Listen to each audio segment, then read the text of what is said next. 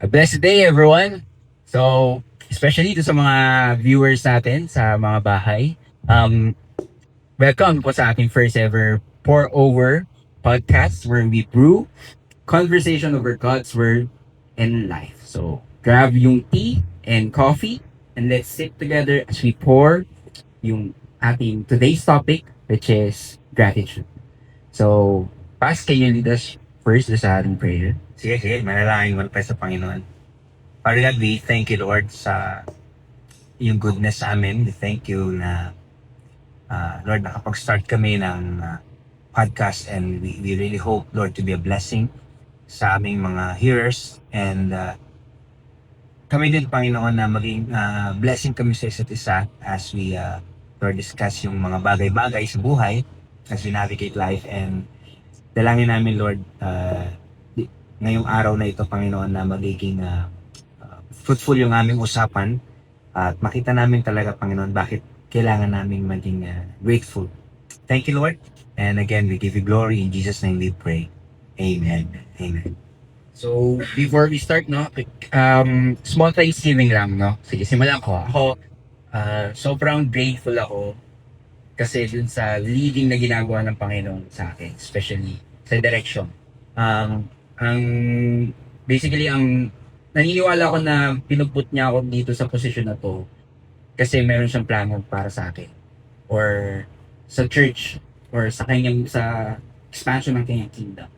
So, hindi ko alam kung ano kasi naniniwala ko kung talagang kalooban ng Panginoon to, hindi niya tatanggalin. Pero until now, nandun pa rin ako.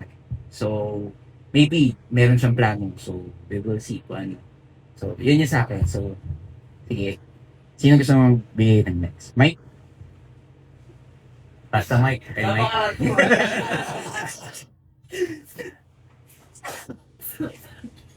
Ayan, sa akin naman. Well, hindi kasi masyado akong, alam mo yan, hindi ako masyadong, hindi ko masyado minsan na-appreciate yung family, yung gift ng family. Kasi recently nga, yung preaching ng Sunday is family is under attack. So, na-appreciate ko lang at thankful ako sa Panginoon kasi meron akong family na, aside sa family na, immediate family, meron ba akong sa church? Which is yun yung relationship na kasama sa eternity, like eternal relationship. This is yung family natin sa church or God's family. So, napaka-thankful ko din kasi kung ano man yung decision ko, kung ano man yung mga ginagawa ko, most likely, under influence, or heavily influenced ng family. Kung ano man yung dinidesisyon, lalo na pag galing sa pagkabata hanggang sa ganitong edad, malaki yung influence ng family sa akin. So, yun. Kasi pag bata pa, hindi ko pa na-appreciate masyado yung family eh. Parang gusto mong maging independent, gusto mong maging parang autonomy, di ba? Parang autonomy. Pero dito sa ngayon, na-appreciate ko yung family. Yun yung sa akin eh. Like, thankful ako doon. Like, more than thankful. Lalo na din sa asawa ko. Meron na akong asawa. Napaka-thankful ko din. May asawa ka na? Oo, may asawa. wala lang siya dito. Joke lang! Yun mo yung asawa ko. Okay. Okay, next ako. Si Random. Si Missy. Yan, ako naman, very thankful ako sa Lord etong week lang na to. Kasi, nagkaroon ng rest. After Sunday, di ba, holiday. So, usually kasi after Sunday, diretso na tayo lahat. Monday, very busy na agad. Pero etong last Monday, nagkaroon ng rest. So, mas maraming time sa family at the same time, as in yung lahat kami nasa house, walang busy. Then, yung devotion, from morning, merong morning and then meron ding evening. So, talagang nasulit ang rest day. So, thank you sa Lord. Okay, ang next ay ang aking kapatid na si Ariel. Ako, I'm thankful ako sa Lord sa how He provide, especially sa ako kasi yun nga, nagpapaaral ako ng kapatid and so thankful kasi in many ways nagpo-provide siya kahit na sobrang dami, especially yung may mga sudden gastos kasi na so yun, natutugunan, and yung ayun, thankful ako sa Lord na He always provides some, especially pag mga urgent na pangangailangan. Yun lang. Next is si Nika.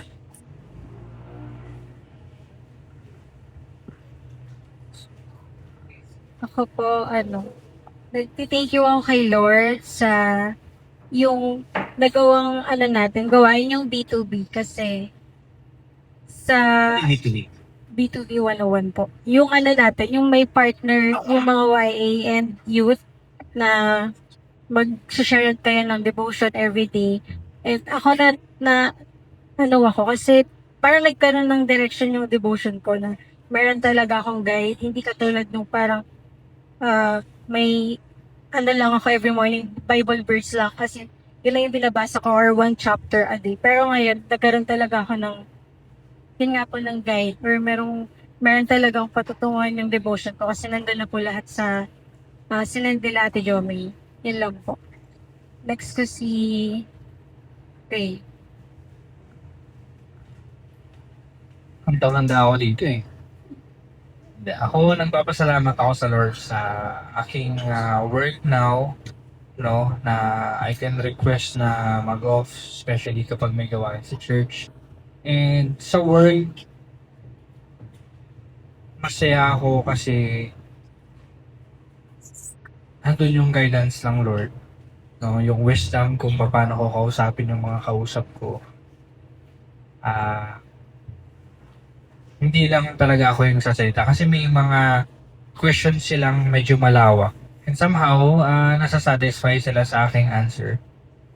Pero definitely, alam kong ang Lord ang gumagabay sa akin habang ako ay nag-explain.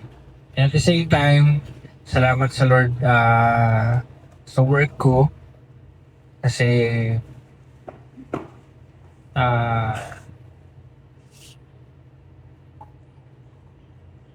hindi ko napapabayaan yung aking ministry. No? Bago pumasok, every Sunday, nire-request ko talaga kahit magsutuwa pa.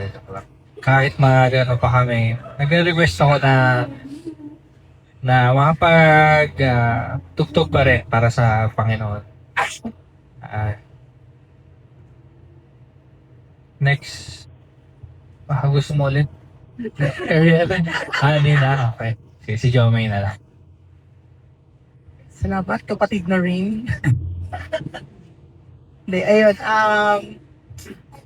Siguro, maraming bagay na, na actually thankful ako ngayong linggo. Pero siguro, yung pinaka naging highlight is yung, yung HOTS or yung Hope on the Street ministry natin. No? Na, yung mga bagay na seemingly setback sa perspective natin. Pero doon natin ma-realize kung paano si Lord mag-plan, no? Kung paano niya kini-carry out yung plans niya. Na hindi man yun yung original na gusto natin or na-visualize natin na way kung paano natin mapagpe-pray yung mga tao doon sa hospital, no? Pero nakita natin na na nag-work siya according pa rin sa plan. Na ang plano natin is makapag-pray tayo ng mga naghihintay ng patients sa labas ng hospital, and we were able to pray for them. And ang galing lang ng provision ng Panginoon kasi akala ko kulang yung dala natin na sandwiches noon. Pero nung pagkaalis natin ng hospital, parang mga 80% nung bit-bit nating mga sandwich yung naubos dun lang sa population nung doon sa hospital. And nagpapasalamat ako sa Panginoon kasi binibigyan niya ako palagi ng opportunity to pray for others. Kasi I admit parang there has been na a moment sa life ko na parang na-underplay ko yung power ng prayer. Parang na-underestimate ko yung power ng prayer. Na parang okay lang yan.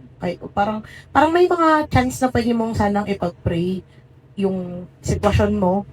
And at the same time, yung ibang tao na merong mga ganong opportunity. Kaya lang, iniisip ko, okay lang yan, huwag na ipag-pray. Parang ganun, parang may ganun akong kaisipan noon. Pero, ngayon, I try to make it na as much as possible kapag may opportunity na mapag-pray yung someone or mapag-pray natin yung sitwasyon. Pag-pray natin. No, masaya ako doon. Grateful ako doon lalo sa students ko. Nagkakaroon ako ng opportunity na na maipag-pray sila. And masaya ako doon. Ang sarap pa na sa pakiramdam kapag nagpe-pray ka para sa ibang tao. Hindi yung ibang tao yung nagpe-pray para sa iyo. I mean, maganda yun. Pero yung ikaw naman yung nagpe-pray para sa ibang tao. Parang iba yung feeling yun. So ayun, yun yung pinagpapasalamat ko sa Panginoon. Yung mga opportunities na yun na binibigay niya sa akin. Na nagbe-build din ng character through time. No, na may chance pag-pray, okay pag-pray. Na every time na magkakaroon na ng gano'n, nasasanay na ako na okay, kailangan din pag-pray ko.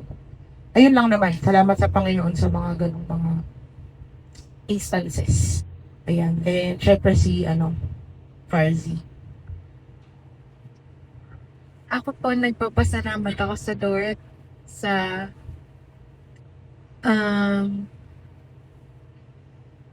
hindi stress. Ang tawag doon? Ay, hindi stress kahit walang rest. Yan. Hindi ka stress kahit walang rest. Yes.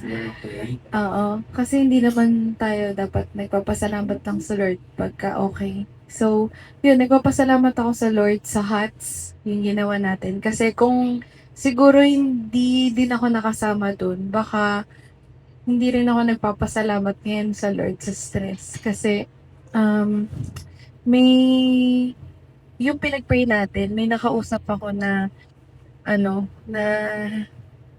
na-look back ko yung situation ko ngayon na, may much,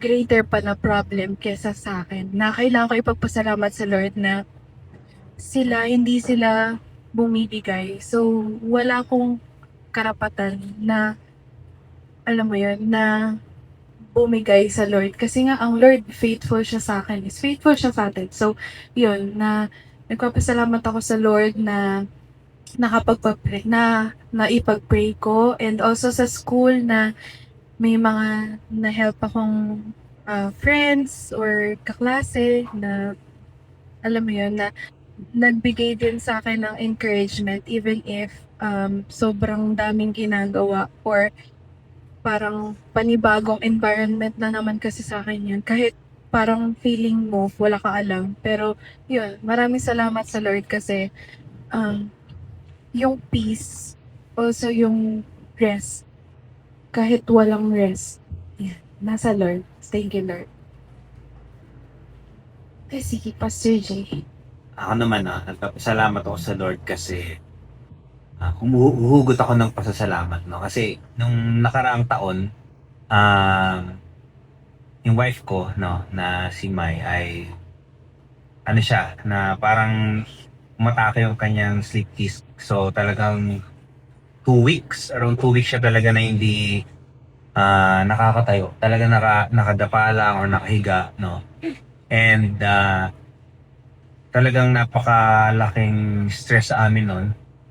And parang lumalabas yearly, no, may mga ganun nangyayari. Pero yung last year pinakamatindi, no? Pero nagpapasalamat ako sa Lord kasi itong taon na to, lumipas yung isang taon, meron siyang isa lang na mild lang, medyo tumagilid lang, parang tumabingi lang siya ng konti. Pero sabihin, hindi talaga yung parang before na talagang siya, baldado talaga. As in, walang magawa talaga, nakahiga lang. So, pag inaalala ko, no, bagamat hindi siya yung parang blessing na dumating, natanggap ko something. Pero, kung titignan natin na talagang mabuti ang Lord na hindi nangyari ulit yun.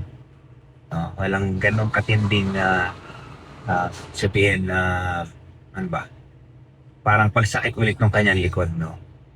And siguro gusto ko lang ding gamitin itong opportunity, no, na kasi ngayon tayo, no, ito yung parang kumbaga pilot episode ng nating podcast, diba? So parang bakit natin sinimulan itong podcast ng very simple lang na Thanksgiving, no?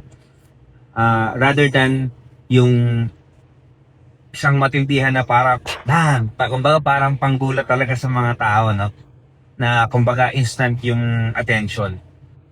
Kasi ang goal natin is hindi tayo maging kumbaga mag-go viral. Hindi yun yung goal, no? Yung direction natin is actually sa podcast natin is different. Hindi siya para maging viral.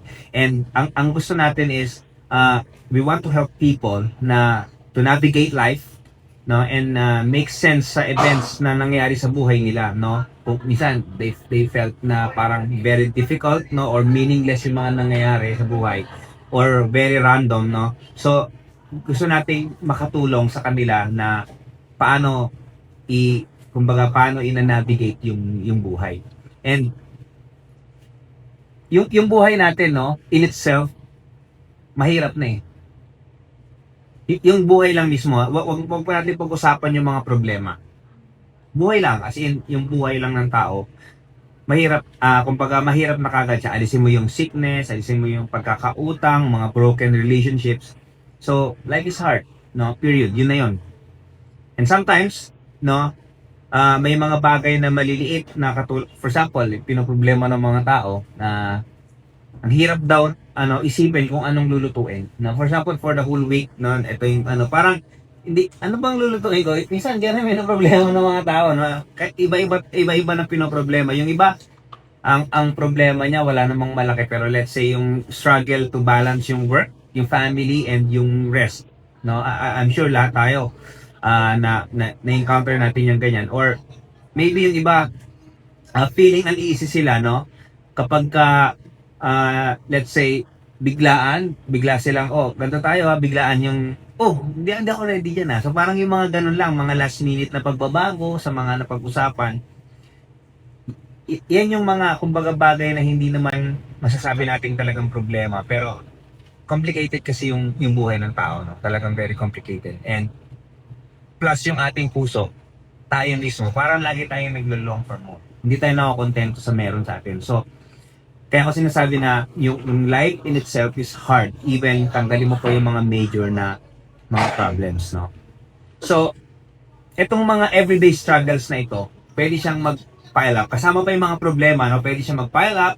And before we know it, no, hindi natin alam, nalulunod na tayo, no, sa mga worries na yung mga problems na hindi naman dapat pinoproblema natin. Kaya nga, ganun ka-importante yung ginawa natin, no? Gratitude. Siguro kung mapapansin nila, ano ba yung pinagpapasalamat nila parang kung ano-ano lang, no? Actually, that's the point, no? Biglaan siya kasi nga, huhugot lang tayo ng pasasalamat. Minsan, hindi naman laging may kapulot ka ng pera or na-promote ka. Minsan wala eh. Minsan parang walang nangyari sa buhay mo. Pero dapat matutunan natin na humugot ng ipagpapasalamat sa Panginoon. So, yung gratitude is so important kasi it keeps us grounded. No? And more often than not, yung restless tayo sa mga bagay-bagay, hindi dahil may problema, kundi dahil hindi natin nakukuha yung mga gusto natin. No? And it could be anything, no? Pero ang resulta niyan kapag pinoproblema mo yung mga bagay, for example, hindi mo nakukuha yung gusto mo, may mga parang pangarap ka na mabili, hindi mo nabibili. What happens is, it robs us of joy. Parang instead na nagiging masaya ka, instead na may reason ka to be happy, is nawawala. Bakit? Kasi doon ka nakafocus sa bagay na mga wala sa'yo. So instead of appreciating what's already in your hands, no, nagre-reklamo tayo sa mga bagay na wala sa atin, what's missing. So, again, magandang maging practice, no? Ang gusto kong, siguro sa mga hearers natin, ang gusto kong maintindihan ninyo is, being grateful or having yung gratitude is kailangan natin, no? Parang useless siya. Parang ano ba yun? Parang kailangan ba talaga na maging grateful ka? Kailangan ba ng gratitude? Yes, kailangan natin yan. Bakit? Kasi it rewards our brain to notice yung mga good na nangyayari sa buhay natin. No? And alam nyo ba, may mga study na nagpapakita, no, na it lowers yung stress and increases resilience. Nagiging, kumbaga, bumababa yung level ng stress at mas tumitibay tayo whenever na tayo ay grateful, or whenever ang practice nga is actually mag-isip ka lang ng 3 lang. Sulat mo lang, may journal ka, sulat mo. Sumulat ka ng 3 na bagay na gusto mong ipagpasalamat. automatic yun, nababawasan na kagad yung stress mo, and then mas tumitibay ka sa mga pagsubok. No? And, ano pa siya, it reminds us of the things that we already have. Diba? Ang daling makalimot sa bagay na meron tayo, no? Lalo na, for example, order ka ng order. So, ngayon, Shopee, andun ako kay Lanika eh. Andun ako kay Lanika kanina, sabi ni Mama Che, ano na naman to? Shopee na naman. Ang daming yung dumarating na Shopee, no? Pero di ba minsan ganun tayo, no? Parang may natitira sa yung pera, parang inisip mo, kailangan ko itong gastusin na. Parang meron ba akong gagastusin? Parang kailangan ko siyang gastusin. Na mag-iisip ka ng gusto mong bilhin, kahit di mo naman kailangan, ganyan-ganyan ka. So, anong nangyari is na nagpa-pile up lang yung mga bagay na binibili mo, and sometimes hindi mo na nakikita. And then, minsan mariremind ko, meron pala ako nito. Na? So, parang ganun yung gratitude, no? Nare-remind tayo ng mga bagay na meron tayo. Again, binanggit ko kanina yung journaling. No? Kasi di ba meron tayong partnership sa devotional natin. Kasi, for example, group ito ng YA. So, merong group ng youth naman, no? Na isang YA kumukuha ng isa or dalawang youth, and then mag-partner sila, no? Sa devotion, no? Pinag-uusapan nila yung kanilang mga devotion na pagdadaanan. And meron silang journal. So, yung journal na yon, yung sa akin, ginawa ko siyang journal ng devotion at the same time, mga Thanksgiving and yung mga milestones or significant na mga nangyari sa buhay ko. No? So, very important in journaling. Siguro kung gusto mong maging grateful or mag-practice ng mag-express ng gratitude sa Panginoon, isa sa mga bagay na pwede natin gawin is journaling. No? And, ito, napag-usapan natin to ng mga nakaraan. Yung looking on the bright side. Kasi, may mga bagay-bagay na nangyari sa buhay natin, no? Sometimes, most often, yung hindi natin gusto nangyari. And hindi tayo natutuwa. Pero, in reality, merong bright side lagi yun. Kumbaga, para siyang isang baso na kalahati lang yung laman. Sabi, konti lang yung laman eh. Pero ang hindi mo na-realize is kalahating puno din siya. Di ba? So, yun yung looking on the bright side. Hindi mo dinideny yung pain, hindi mo dinideny yung losses, hindi mo dinideny yung mga nangyayari na very unfortunate sa buhay natin. Pero, nire-remind mo yung sarili mo na meron ka pa rin reasons, no, to live and reasons to be thankful for sa Panginoon. So, yun yung practice ng gratitude. Naalala ko, nung nag-usap din tayo, nag-aaral tayo sa Book of Ecclesiastes. Pinag-usapan natin yung mga bagay na, yung hindi natin masyadong naiisip, pero maging thankful tayo, no? And, naalala ko yung sa akin, isa dun yung, sabi ko, I'm thankful for my wife, no? Sa aking asawa. And, kasi, she's everything that I'm not. Yung mga bagay na kakulangan ko, actually, siya yung pumupuno. And, she's the one who makes our house, no, a home. Talagang, kumbaga, kami ni Isabel, pag kunyari hapon na wala pa si Mami, malungkot na kami, no? Parang inisip namin, no, ang tagal naman ni Mami, lagi kaming naglo-look forward na uuwi siya. And yung of course, no, kumbaga, humuhugot ako, matagal na akong may asawa, sabihin, pero huhugot ka pa rin dun sa past para maalala mo na you want to be thankful sa Panginoon, no, na meron kang asawa. Kasi minsan hindi mo na-realize, no, yung mga bagay na mabubuti is nasa iyo na, nasa yung mga kamay na. Pero of course, kayo, yung iba sa inyo, karamihan dito yung mga single, no? Si Mike, asawa, pero si Jomay, no? Pero karamihan sa inyo, mga single lang. So, wala kayong ganong wala kayong pwedeng pagugutan. Like gratitude.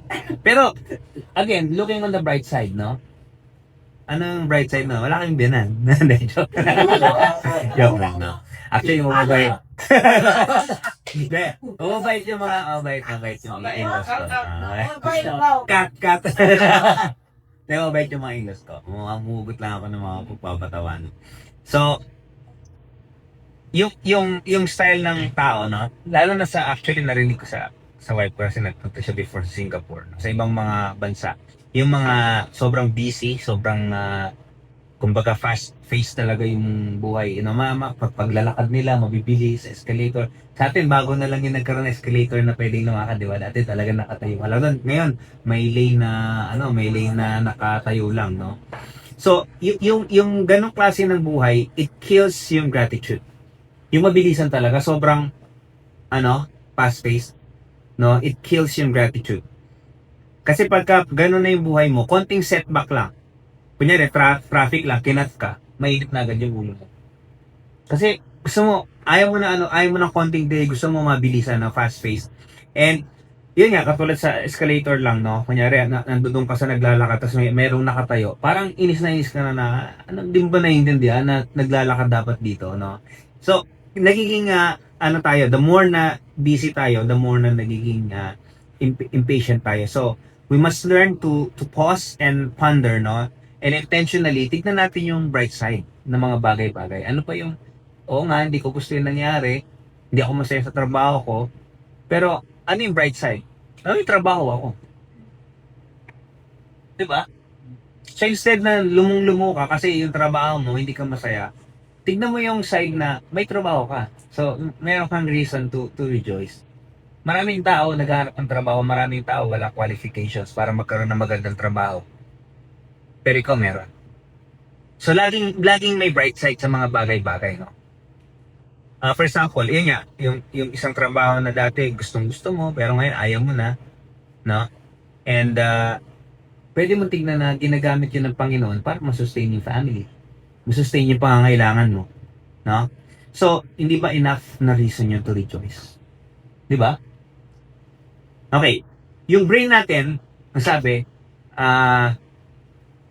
hindi niya kaya mag-focus sa dalawang different na bagay. Yung talagang focus pwede ka mag-multitask. No? Kunyari, habang nakikinig ka, sumisipra ka ng kanta, meron kang, kunyari, may ginagawa ka dyan. Okay yun. Pero yung talagang nakafocus ka, hindi ka. Katulad ng mata, hindi pwede yung mata mo nakafocus dito, tapos meron ka rin ginagawa dito. Ganun talaga. Ganun yung natin, yung brain natin, no? So, kapag ka nagpo-focus tayo sa bagay, kunyari, intentionally, inaalala mo, I want to be, medyo ako ngayon, down ako. Gusto ko maging, i-practice yung gratitude. I want to be thankful for sa ganito. So, once na yung brain mo nakafocus dun sa bagay na inaalala mo yung gusto mong magpasalamat sa Panginoon, automatic, no? Naturally, napupush back niya yung nalalaglag yung mga bagay na, yung mga worries mo, yung mga bagay na kumbaga kung hindi ka satisfied, napupush back siya, nalalaglag siya naturally. Dahil nga hindi mo kaya mag-focus ng sabay. Hindi mo kaya mag-focus sa mga blessings at the same time mag-focus ka na iniisip mo yung problema. So you have to, kailangan mong piliin anong iisipin mo. Piliin mo kung saan mo ba gusto mag-dwell. Sa mga bagay na meron ka na binigay ng Panginoon or sa mga bagay na hindi mo nakamtan. Diba? Kaya sabi sa Bible, whatever is lovely, whatever is true, diba? Think about these things, sabi ng Apostle Paul. Okay, so, Ecclesiastes, no, chapter 3. Sige, sa inyong mga Bibles. Cellphone. Ecclesiastes chapter 3, verses 12 to 13. Ecclesiastes chapter 3 verses 12 to 13. Ito yung sinasabi sa ESV, sabi, I perceive that there is nothing better for them, sa mga tao na nabubuhay sa mundo, than to be joyful and to do good as long as they live. Also that everyone should eat and drink and take pleasure in all his toil. This is God's gift to man. Parang kasi sinasabi niya, everything is meaningless. No? Lahat ng meron tayo, eventually, mawawala. Ikaw din mismo, mamamatay ka. Naging mayaman ka, namatay ka. Mahirap ka, namatay ka. Sikat ka, namatay. Well, kumbaga parang wala ka talagang makikip, no? In this side of eternity. Wala ka makikip. Kaya sinasabi niya, everything is meaningless. So parang sinasabi nung wisdom ng Ecclesiastes is, so, i-enjoy mo na lang kung ano yung meron ka. Habang nabubuhay ka, enjoy mo, kumain ka, yung pinaghirapan mo, kumbaga, you can enjoy yung pinaghirapan mo. So, ibig sabihin din nun, wag mong i-enjoy yung wala pa sa'yo. Wag mong isipin na pag nandoon ako sa bagay na yun, din masaya ako. So, focus ka sa meron ka and then be joyful na meron ka niyan. Okay? So, yun yung God's gift to man. And then, ito, Proverbs 15, no? Hindi pa natin ito napag-usapan kasi Ecclesiastes napag-usapan na natin to. Proverbs 15:15, ito yung sinasabi. All the days of the afflicted are evil. Yung sabi ko nga, evil doesn't necessarily mean na demonic or anything na parang, kumbaga ano ba? Yan, parang mga katulad ni Satanas, yung mga evil, no? Ibig sabihin nito, parang yung masamang pangyayari or kumbaga parang unfortunate, no? Very unfortunate. So parang sinasabi niya is, all the days of the afflicted are evil. But the cheerful of heart has a continual feast. Ano ibig sabihin nito? Ang isang tao na afflicted, no? Pwedeng sabihin natin yung mga pinoproblema ng tao, let's say meron siyang karamdaman or merong umaapi sa kanya, mahirap lang siya, anything na makes us weak or anything na parang hindi natin gusto, very unfortunate na parang pinanganak na kaming ganito, so parang wala nang saysay yung buhay ko. Ang sabi doon, all these days are evil. As in talagang, syempre, kunyari, pinanganak ka na bulag. Hindi siya something na madali, no? So parang, hindi na quality yung life, parang gano'n.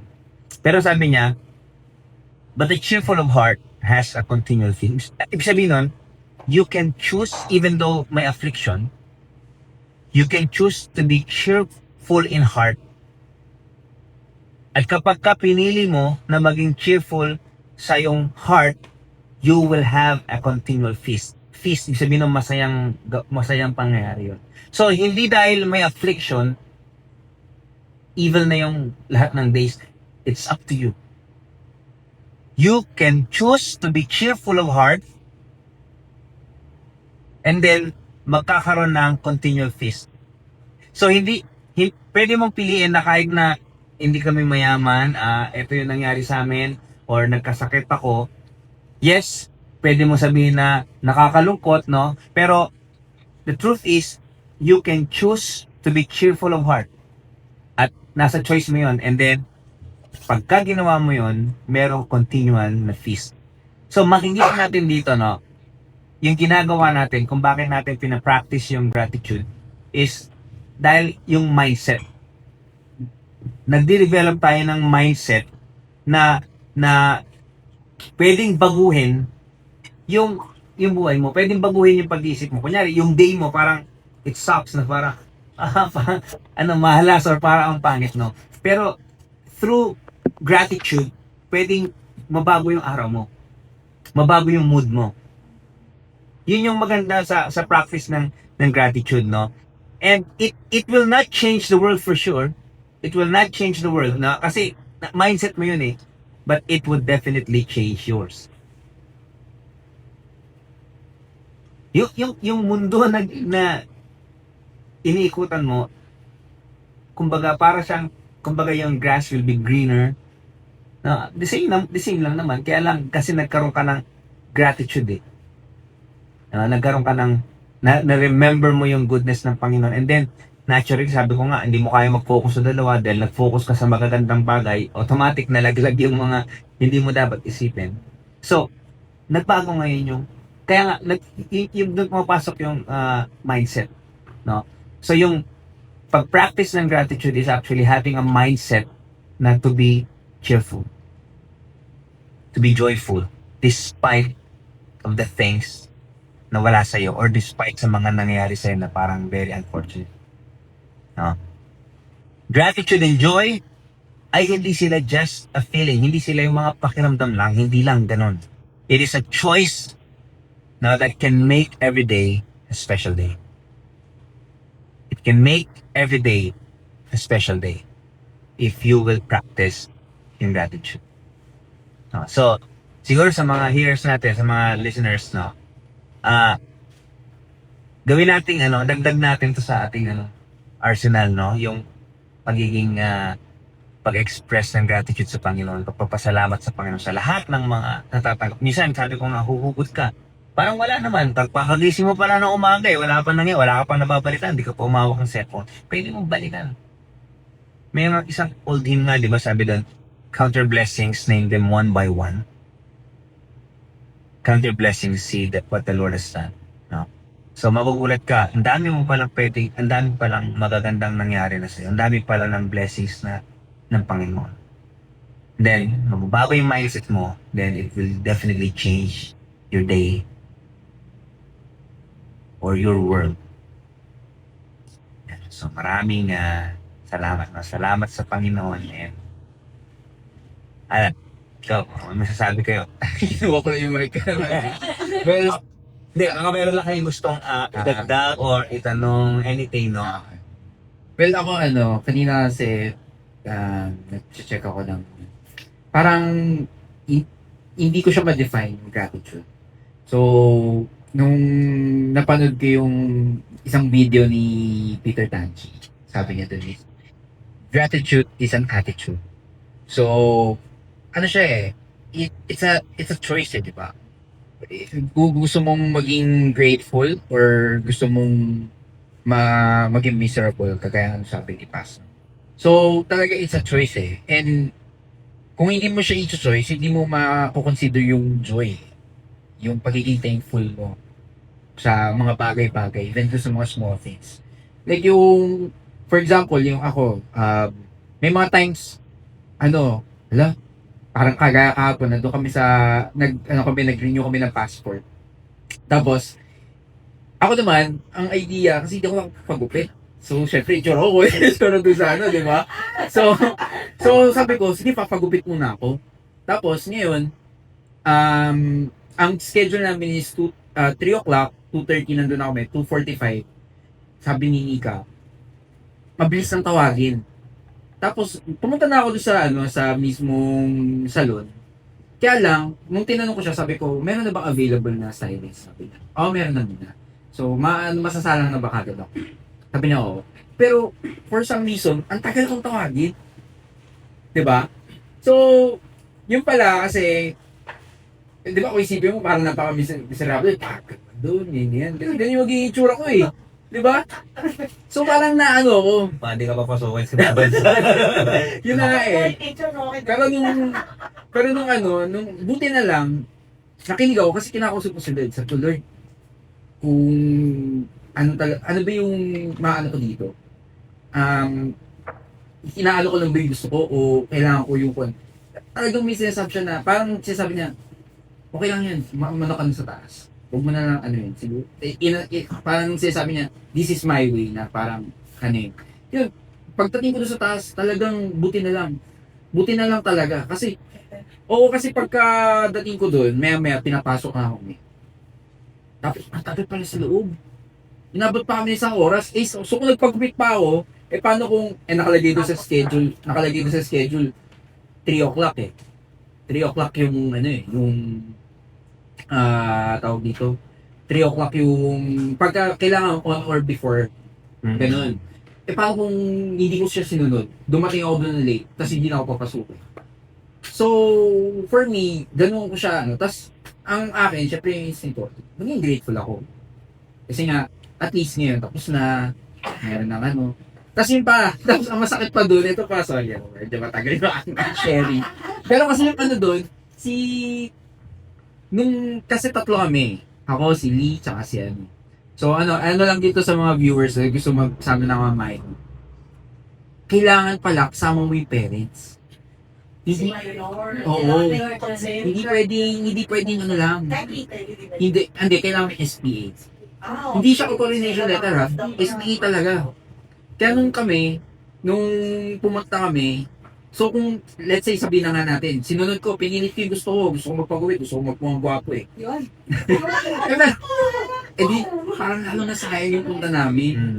Kasi nga, baka paano ko hindi na ako pinapasok, di ba? Tapos, kasama na hindi rin pinayagan yung dalawang si Lee at saka si Han. So, ibig sabihin na baliwala yung punta namin doon. Di ba? So, at least, kahit pa paano, kahit hindi mo sila nasama pa rin man ako, di ba? So, parang dalawa siya view. Pero hindi naman din nasayang yun. Kasi at least, yan. Mga viewers na nakakalam. Alam niyo na. Diba? Alam na nila, diba? May share ka ba? Hindi, meron tayong ano, di ba? Meron tayong, kumbaga, Q&A Yes. session sa, sa NGL. So, sige, sino pa yung gusto mag-share about sa reflections? And before tayo mag-go do sa Q&A.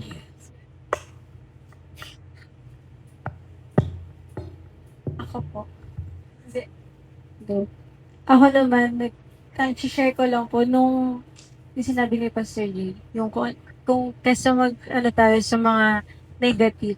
Ako po kasi, share ko lang yung nangyari sa work ko kasi dahil CSE nga po ako, di ba? Ako yung gumagawa ng mga bills, payments sa branch, yung rent, telephone, bills, internet, ganyan. So, lahat yun, ina-MC namin. Tapos neto lang, itong last na, yung payment po namin sa bills, gano'n, na i-deposit namin sa ibang bank para pangbayad sa Meralco, PLDT, ganyan. So, dumating sa point na yung printer namin nagloloko. Kasi di ba ano kasi ako, impatient, gano'n. Mabilis uminit yung... Sorry po. Hindi, mabilis pa talaga uminit yung ulo. So, parang paulit-ulit. Ilang MC, ilan yung babayaran ko parang 9. Yung MC po kasi, hindi lang siya isang cheque lang. Meron pa siyang duplicate. So, kung 9 yun, siguro 18, ipiprint ko na iba-ibang amount, iba-iba yung mga pay, gano'n. So, dumating sa point na parang sa isang MC, paulit-ulit ako na, nilalagay ko siya sa printer, pero walang napiprint. So, kung naiinis na talaga ako, so ko na. Kasi bawal naman handwritten, pero kailangan talaga, Tapos, sabi ko, ano ba to, Lord? Sabi ko, nainis na talaga ako. Pero gusto ko kasi, gusto ko rin kasi ma-practice yung habaan pa yung patience. Tapos sabi ko, sobrang thankful ako kay Lord kasi yun nga po ginagawa ko every morning pag aalis ako ng bahay, nagpipray ako sa yung biyahe namin ni Tito siya kasi natin niya ako eh. Tapos wisdom, knowledge, and yung pinagpipray ko po kasi lahat ng gagamitin ko, ballpen, mouse, kahit computer pa yun, printer, pinagpipray ko yun sa Lord.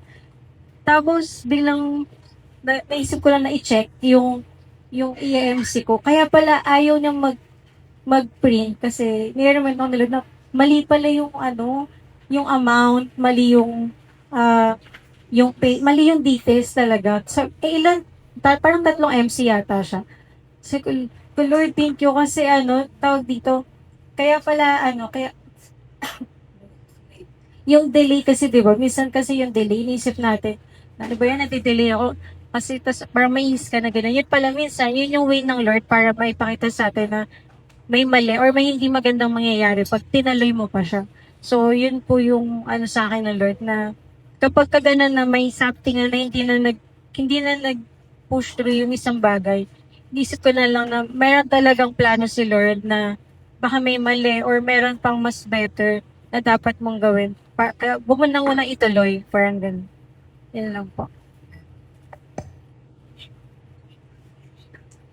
Okay, dinawa natin experience mo. Teng, ito ka, Teng.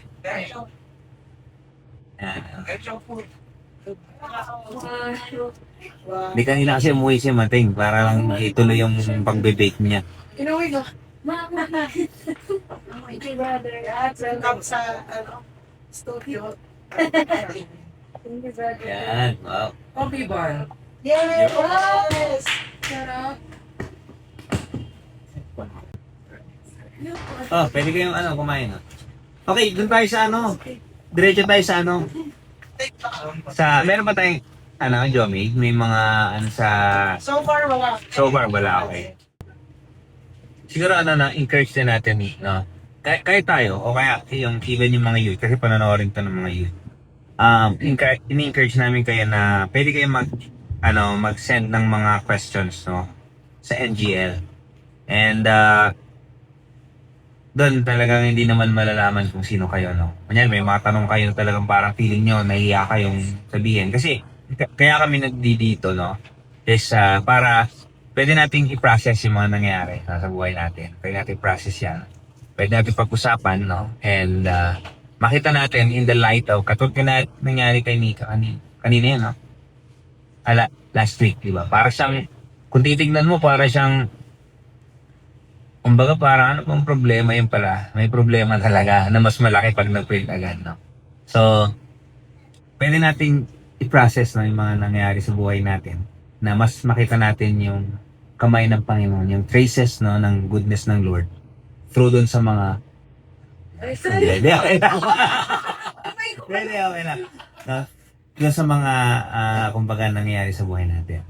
So, by the way, meron naman dong parang, kumbaga, Okay, may QR. Yan. Ito yung QR namin. Pag anything na may questions kayo yan. or mga struggles, prayer concerns, pwede nyo din i-post doon. So, God willing, sasagutin namin lahat. Hindi naman siguro lahat pa natin sasagutin pa or anything na kaya natin sagutin, no? Kung kaya sagutin, sasagutin Oo, natin. sasagutin namin sa next na podcast namin. So baka si Mating Pas meron siyang Thanksgiving. Kasi kanina nag-Thanksgiving kami. Anything na pwede mong pagpasalamat sa Panginoon lately na nangyari sa'yo. Thankful naman ako sa lahat ng bagay. Yun. Thankful ako sa lahat ng bagay na nangyayari sa akin ngayon. Kasi, medyo nakapag-establish na ako ng tindahan ko. Ayan, pag wala gusto niyo ng mga pastry, si Mating baker namin dito. Free business. Ay, free taste palagi. Next month. Joke lang ba yan? Next month na namin i-open yan. Yes! Yay! Yan, coffee bun is kaka-testing ko lang pala. Talaga. Wala pa siyang palaman pero Masarap, masarap. Anong balak ko pala natin? buttercream sa yung original na pero wala pa siyang palaman. Ayan. Buttercream yung plano ko na ipalaman or kung ano yung pwedeng maisip ko. Yung mga partner natin dyan, kape. Ayun, ina-enjoy ko muna yung mga maliliit na bagay talaga habang wala pa akong mga malaking gamit. Ayun. Kasi parang tinuturo sa akin na process yun eh. Process siya na parang kailangan ko muna pagdaanin ulit yung mga mahihirap na bagay. Yung mga physical na labor bago yung mga machine. Ayan, para Tama. mas ma-appreciate ko lalo yung mga machine kung if ever man. Yeah. Siguro pwede nating total nag-aano na rin tayo, di ba? Meron tayong journal, no? Incorporate natin yung Kala ko kasi pwede na tayo mag-promote ang business. Hindi, yun nga, kasi di ba merong journal. Intentionally, no? I-remind natin sarili natin sa mga blessing. Kahit yung mga sa past na, no? Kasi mga milestones yun ng buhay natin. Goodness ng Lord yun. Actually, sa journal naman natin, meron tayo, di ba, 3Bs yun. So, kasama na po ang 3Bs is Bible verse, yung big idea, tapos yung blessing. Yun po yung everyday na nililist natin. Kung ano yung mga kinoconsider natin na blessing galing sa Panginoon. Isusulat din po yun sa journal. Meron ba yun? Yung blessing ko kasi, yung blessing sa dun sa devotion, parang hindi necessarily yung blessing na nangyayari. Pero pwede dun sa blessing pa yung gratitude.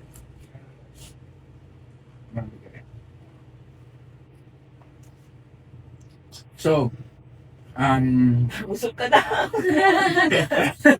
masarap kasi. Yun, so, anything else na gusto mong mag-add dun sa nakapag-share na kaya? So, before we end, closing prayer lang ko, Pas. Kuya Mike, can you lead us with the closing prayer?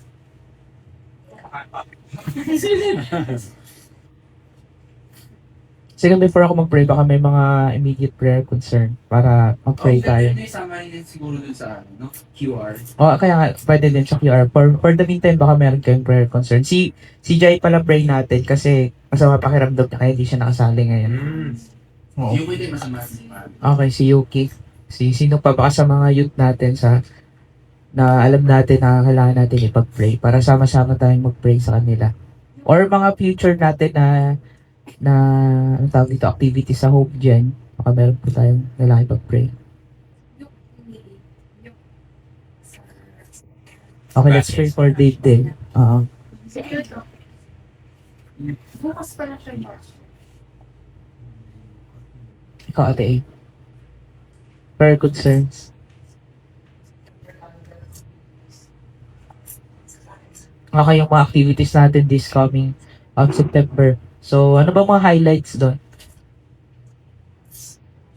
Siyempre, yung HOTS. So, pray pa din natin yung Hope on the Street. Doon pa din tayo sa hospital. Then, pag-pray din natin yung pinag-pray natin sa hospital. Pag-pray pa din natin kung natatandaan yung mga pangalan nila. Pag-pray pa din natin. Yung ano pala, yung ano ba yun, pamangkin niya.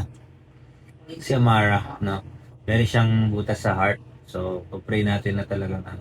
Kasi baby pa siya, so talagang sumara pa. So, pray natin sa Panginoon. Sige, sabay-sabay muna tayo mag-pray. Tapos ako na yung magko-closing tayo. Sige, let us pray.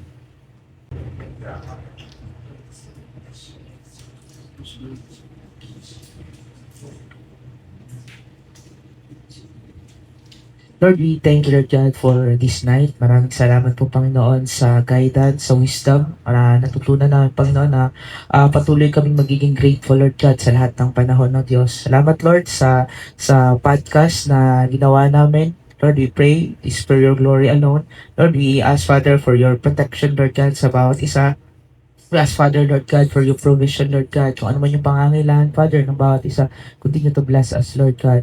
Lord, I pray na magiging blessing kami, Lord God, sa family namin, sa church namin, sa mga katrabaho namin, Lord God. Kung ano man yung ginagawa namin, Lord Panginoon, na kayo po ang ma-honor. In Jesus' name we pray. Amen. Thank you everyone. So, see you next time, no? Bye-bye! Bye!